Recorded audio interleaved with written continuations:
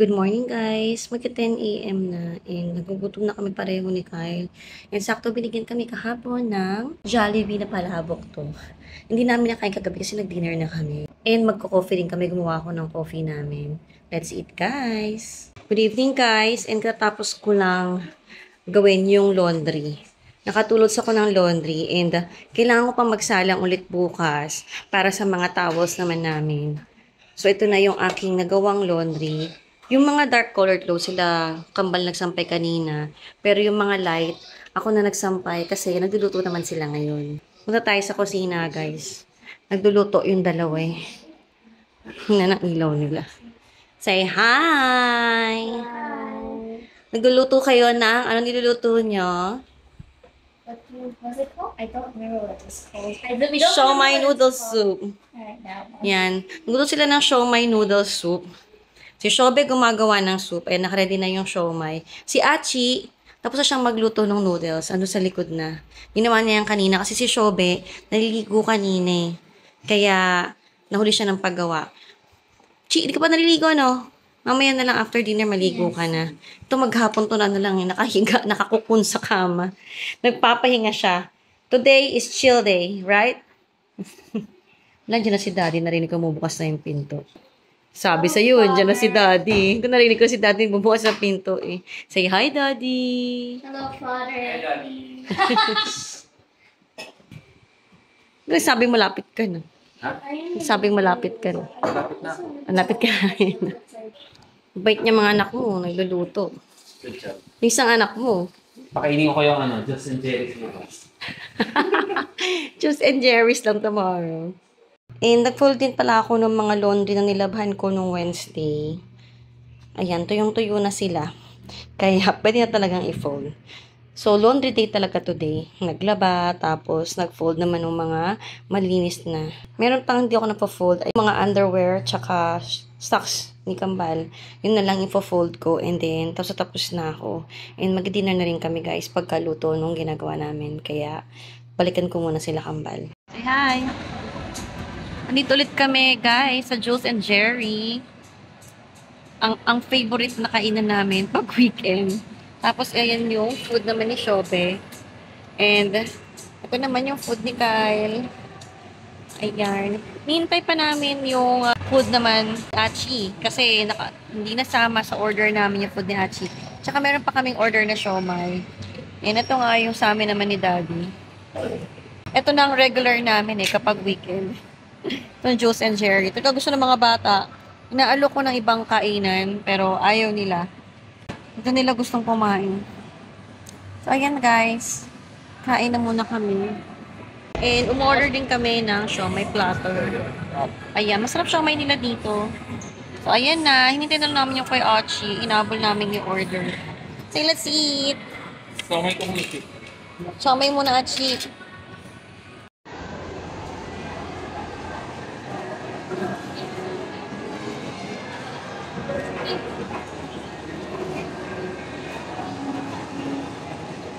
Seryoso ko na din.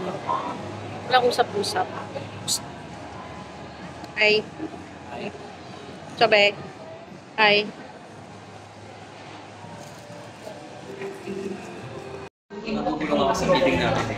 It's a project namin kay Mark din. Paano lang natin kay Mark? Sa akin? Hindi ito sa isang Mark. Tapos sabi, Mark, ako? Nangiinis ko. Walang pwede ka. Hanggang sa ulit, nag-adjust na sila. Kaya inis. Kasi pwede pa yun, hindi ako.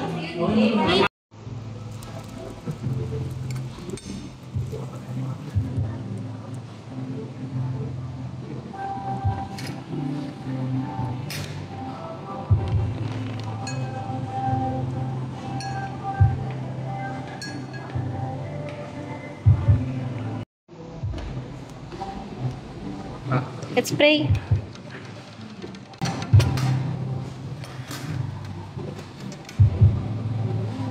Na-display mo na.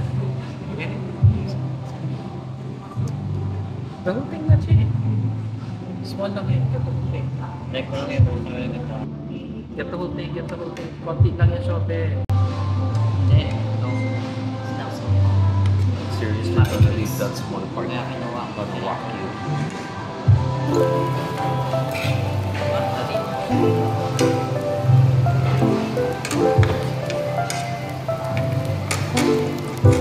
Spray.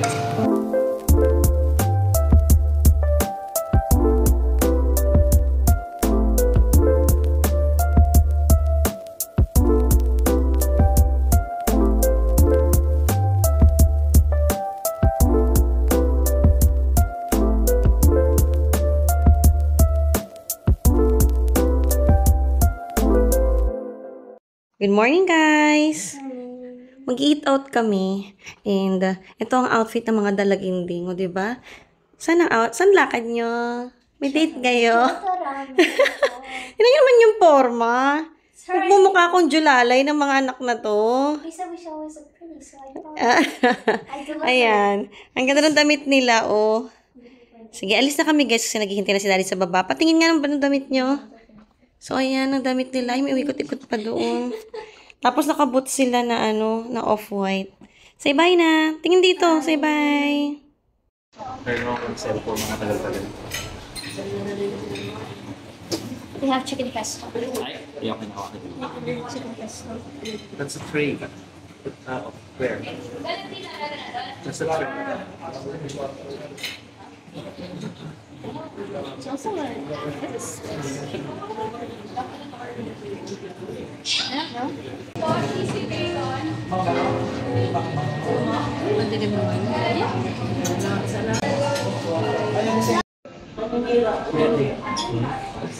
Lopez man.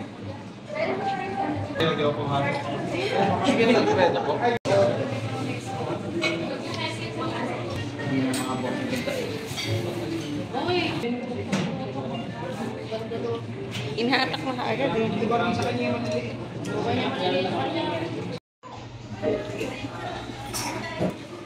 You can eat the Kinagat the baker niya. Hindi ko makakama. Chubs. Sa lips mo. May rice. May rice, sobe.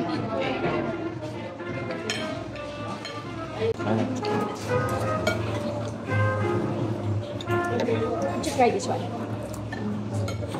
Ayaw ko ba? Sarap. Tapos ko yung mushrooms. Hindi yung mushrooms, beef yan. Go, bilis.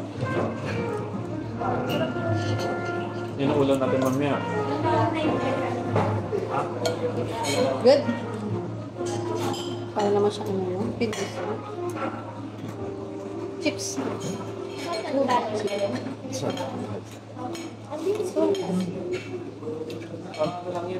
I know. Yung creamy chicken that I ordered that I made last time. Dalawang baso pa po. How does it taste?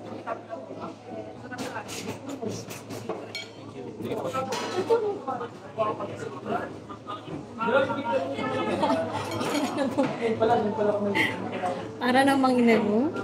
At least pag niluto mo, maraming inom ng tubig sa akin. Hindi, feeling kasi nila may mushroom. Feeling nila mushroom yung kinain nila. Kasama na ito. Kaya umiinom ng tubig na umiinom.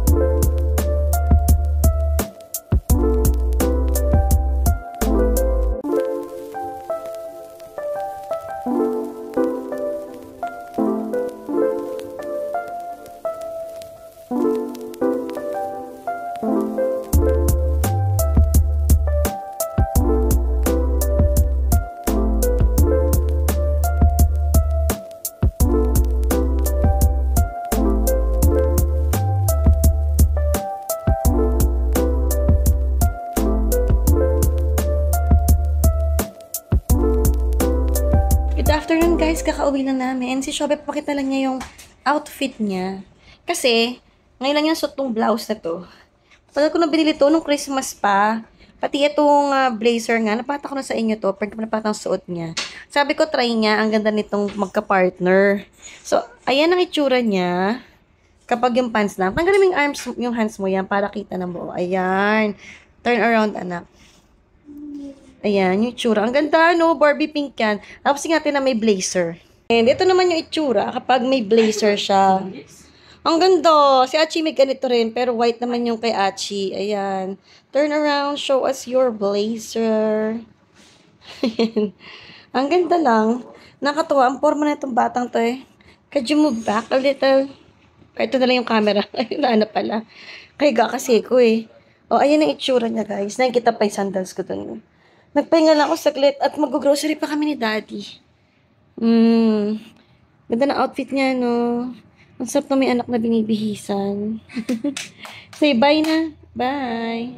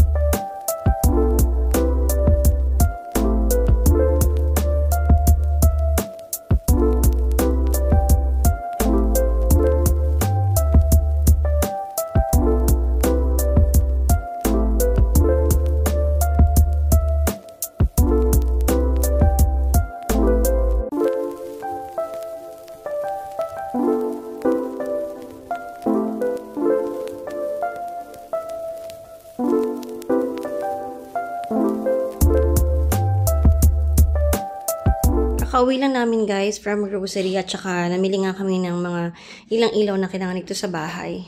Ito yung mga grocery ko. Naka 5-2 rin ako. Pang 1 week lang namin to na yung lulutuin pang 1 week. Pero yung ibang pagkain na ibang dagdag, syempre hindi naman pang 1 week lang. And kanina din, galing kaming Bulacan. Bumili ako nito. Ayan, Tipas Hopia na ube de leche. Tapos, may crinkles. And meron ding Tipas Hopia na fudge. And ito yung ilaw na binili namin. Plus, meron pa yung mahaba para doon naman sa walk-in closet. Tapos, order kami ng toilet seat sa Shopee. Ayan, yung mabilis na siyang i-install. Kasi sa toilet seat namin, parang sira yung kabitan. And lagi ang hirap ihagpitan. Ito, sinusuksok na lang to, diba? Press mo to. O, tatanggal na. Dalawang kabilaan. Oo, nakita ko nga, ayan, no? Pag pinress mo,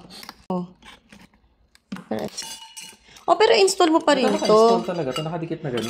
Ito shoot ng ganito. Hindi pa rin yun naisip ko. Ito para si daddy nag-workout. Nagsis ko siya ng orange para gawing orange juice. Kasi may mga orange kami sa rep. And parang di masira. Ayan, gawin na namin juice. Kung tinatamad kainin yung mga bata as fruit, i-juice na namin para mas mabilis. And nagduluto rin pala ako ng creamy beef and mushroom. So, beef naman ngayon. Mas magastos to kasi mas mahal yung beef. Pero, kanina kasi kumain nga kami sa labas. And parang gusto ko nga to, yung creamy beef. Nilagyan ko rin siya ng corn. So, hintayin na lang ako ng konti. So, hindi, anong oras na? Past 8 na, di pa kami nag-dinner. Pero hindi kami nagutom eh. Di ko alam kung kakain kami ng konti or pambukas na talaga to. Hindi ako papakita ko pa sa inyo. Or kung tomorrow na lang para sa baon nila. O kung may nakaprep na baon na lang, papakita ko sa inyo. Sa ngayon, panoorin mo si daddy. Nakipag-away sa orange. Pero mukhang dalawang jar magagawa mo, no? Okay. Siguro. Tingin ko, 2 fours. Tingin ko dalawang jar. Sabihin mo ng 1.5 jar siguro yung matatapos mong gawin dyan. Bumalik pa nga pala kami ng SM kanina. After namin mag-grocery, may nakalimutan akong bilhin. Hindi ako nakabili ng cream of mushroom. So, iba pang mga kailangan ko. Nagdagdag na rin ako. Yung mga tingin ko magagamit ko naman. So, ayan guys. I'll see you all later. Bye-bye ka naman. And here's our baon for Monday, guys. Sunday pa lang ngayon, and pinrep ko na ngayong gabi yung baon nila. And talaga namang sobrang patok na patok sa kanila tong creamy beef and mushroom. Ang dami nilang nakain, nakakatuwa. And nababitin pa nga sila sa rice. Sabi ko, tama na kasi gabi na sobra din. Pero ang dami nilang kinain. Sobrang natutuwa talaga ako na nagustuhan nila to. Tinap ko pa din nga siya ng toasted garlic pala sa ibabaw plus parsley to add more color. Next time guys, try kong i-share sa inyo yung recipe nito. Try kong i-vlog paano ko siya ginagawa. Sobrang matutuwa yung mga kids nyo rin dito. Okay na baon siya para sa mga bagets at sa ating mga asawa sa kanilang mga work. Again, this is our baon serye for Monday. Happy Monday morning, guys. It's 5:30 a.m. And balik na naman tayo sa maagang gisingan, mga mamis. Panibagong linggo na naman ang ating pupunuin. At ito ang itsura ng aking sala. Itong gitnang table. May mga laundry ako kailangang i-fold. Hindi ko pa nagagawa. Punta na ako sa kusina, guys.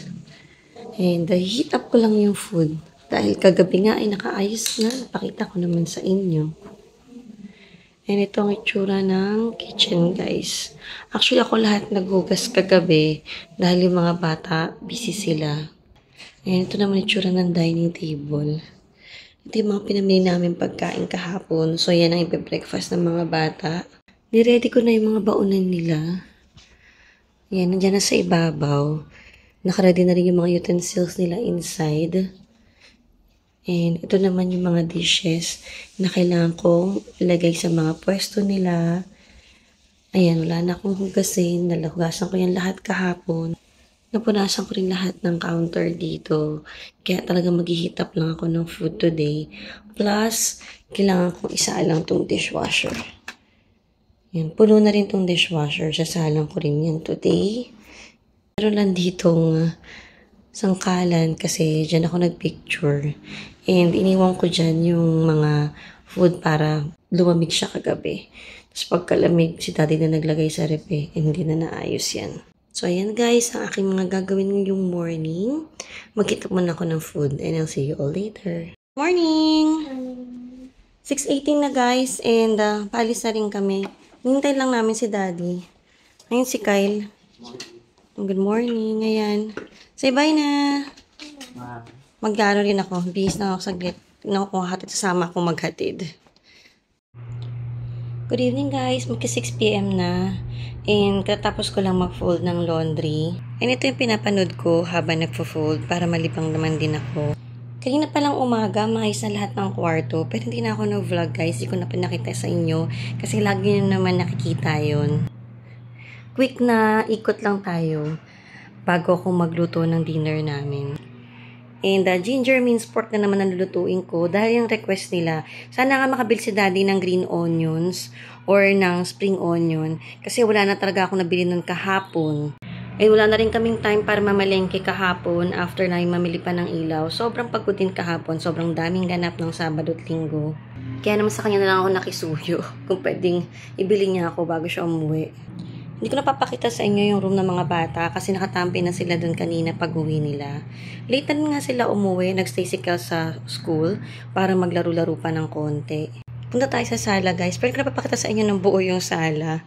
Ang papakita ko lang sa inyo, yung natapos kong laundry kanina. And ito naman, Shopee ni Daddy to dumating kanina. Mga lunchtime din, or bago mag-lunchtime nung dumating to. And ito nga yung laundry natapos ko, nakatuloads ako ng laundry. Yung dark colored clothes, plus yun yung mga pillow sa ibabaw. Yung mga pillow namin ng mga bata. Alam niyo naman, kahit matatanda na, may mga bahuunan kami. Yan yung mga pillow na hindi kami makatulog pag hindi namin kasama yan. Kahit sa kami magpunta, bit-bit namin yan.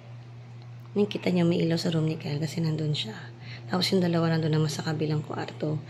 And ayan na nga, meron pa akong light colored clothes na kailangan labhan. Pero ang konti pa kasi, kaya tingin ko sa Wednesday na ako maglalaban nun o baka sa Friday na lang sabay-sabay ng uniform.